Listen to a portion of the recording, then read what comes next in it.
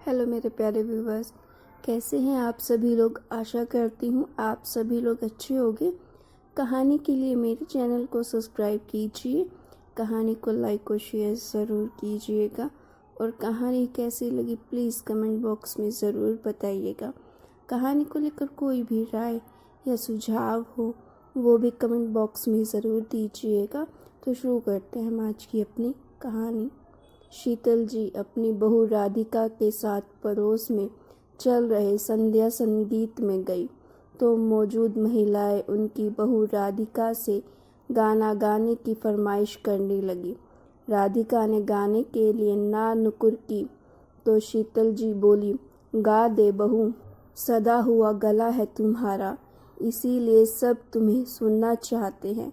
माँ जी, दरअसल बहुत समय से गाना नहीं गाया तो गाने का अभ्यास छूट सा गया है।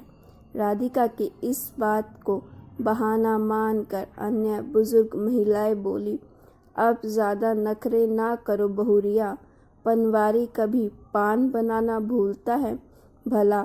सबके कहने पर राधिका ने गला साफ करते हुए गाना गा तो दिया, लेकिन शीतल जी अपनी बहू के इस तरह गाने से संतुष्ट नहीं हुई।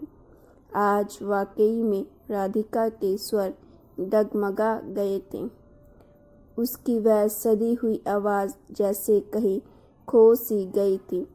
शीतल जी उदास मन से वहाँ से आ गई। उस रोज तो वे राधिका से कुछ नहीं बोली, लेकिन दूसरी सुबह जब राधिका उठी तो वे उसे एक गिलास गर्म पानी का देते हुए बोली, यह लो पी लो और आज से रोज़ सुबह गर्म पानी पिया करो, इससे तुम्हारा गला साफ रहेगा। आश्चर्य से अपनी सास की ओर देखती हुई राधिका बोली, माँ जी, लेकिन मेरा गला तो एकदम ठीक है। नहीं, अगर ठीक होता तो कल तुम्हारे स्वर लड़खड़ाते नहीं। आई एम सॉरी माँ जी, कल मैं आपकी उम्मीदों पर खरी नहीं उतर पाई, राधिका ने उदास स्वर में कहा। तो शीतल जी मुस्कुराती हुई बोली, मेरी उम्मीदों को छोड़ो और अपने बारे में सोचो। मुझे अपनी बहू की दूसरों से तारीफ सुनने का कोई शौक नहीं है, लेकिन तुम्हारा गाने गाने का शौक जिस तरह से खो गया है वह मुझे खलता है। यह कहते हुए शीतल जी ने राधिका के कंधों पर हाथ रखा तो शीतल उदास होकर बोली, माँ जी, हम महिलाओं के शौक का क्या है, एक उम्र के बाद तो उन्हें छोड़ना ही पड़ता है। नहीं बहू, पहले की महिलाओं के छूटते होंगे शौक, लेकिन अब की महिलाओं के शौक नहीं छूटने चाहिए।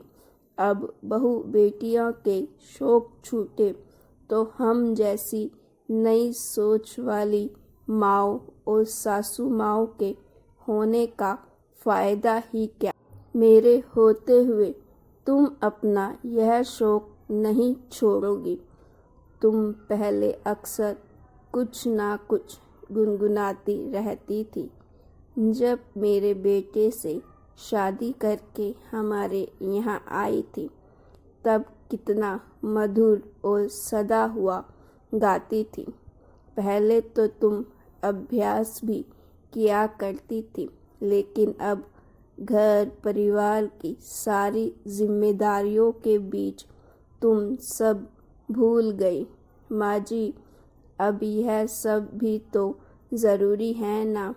वैसे भी ऐसे शौक को पालकर क्या करूँगी मैं, राधिका ने किचन की तरफ जाते हुए कहा। तो शीतल जी बोली, तुझे पता है मैं बहुत अच्छा नृत्य करती थी, लेकिन एक उम्र के बाद और अभ्यास के बिना सब खो गया।